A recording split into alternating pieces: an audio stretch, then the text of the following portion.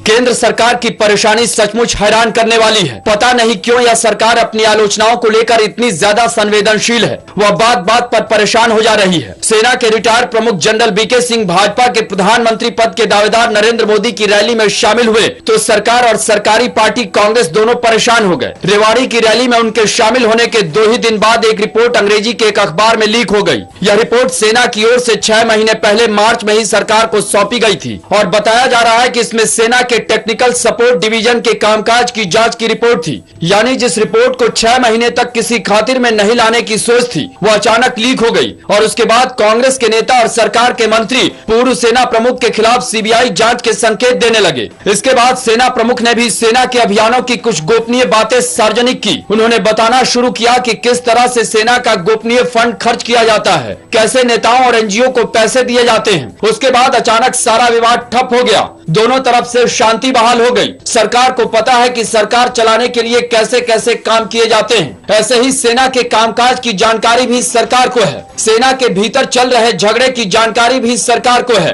तभी यह माना गया कि अगर जनरल वीके सिंह का विवाद बढ़ा तो सेना बेवजह उसमें घसीटी जाएगी। लेकिन सवाल है कि सरकार को यह बात पहले क्यों नहीं सूझी। जनरल बीके सिंह के उम्र विवाद से लेकर रिश्वत की पेशकश और रिटायरमेंट के बाद उनके भाजपा व इनेलो नेताओं के मंच पर जाने के मुद्दे को सरकार ने ठीक ढंग से हैंडल नहीं किया। बात बिगड़ने दी और उसके बाद डैमेज कंट्रोल किया। असल में सरकार के प्रबंधकों को 2 तरीके आते हैं, पहला पुचकार का और दूसरा डंडे का। इन्हीं 2 उपायों से सरकार ने पिछले कुछ समय से अपने सारे संकट हल कराने का प्रयास किया है। अन्ना हजारे का आंदोलन हो या बाबा रामदेव का अनशन हो और अरविंद केजरीवाल का राजनीतिक अभियान हो या सेना के रिटायर्ड प्रमुख का राजनीतिक मंच पर जाना हो, हर मामले को सरकार के प्रबंधकों ने इन्हीं 2 उपायों से सुलझाने की कोशिश की है। सरकार ने हर आंदोलन और अभियान को अपने खिलाफ साजिश और बगावत मान लिया। अन्ना हजारे ने लोकपाल की मांग की थी और बाबा रामदेव का आंदोलन काले धन के खिलाफ था। सभ्य लोकतांत्रिक समाजों में ऐसे आंदोलन चलते रहते हैं, लेकिन भारत महान की सरकार को लगा कि यह उनके खिलाफ साजिश है या बगावत है, सो किसी तरह इन्हें खत्म करना चाहिए और इससे जुड़े लोगों की कमर तोड़ देनी चाहिए। तभी अन्ना के एनजीओ के खाते खंगाले गए। रामदेव पर कई करोड़ के टैक्स चोरी के आरोप लगे और दूसरे मुकदमे लाद दिए गए। जो आंदोलन भ्रष्टाचार के खिलाफ शुरू हुआ